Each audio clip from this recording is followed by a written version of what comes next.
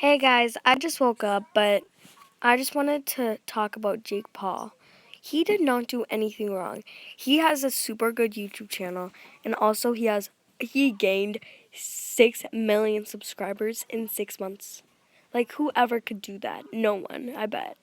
And he has the best fan base because, well, for one, I'm in it, but all of his people in his fan bases are so supportive, and that means a lot to someone on YouTube. So what I was thinking is you guys just stop hating for a minute because he's actually really good. And it's Everyday Bro, that song that he did is super good. And people are just hating on it so badly, but it's not even that bad. Like, it's super good actually.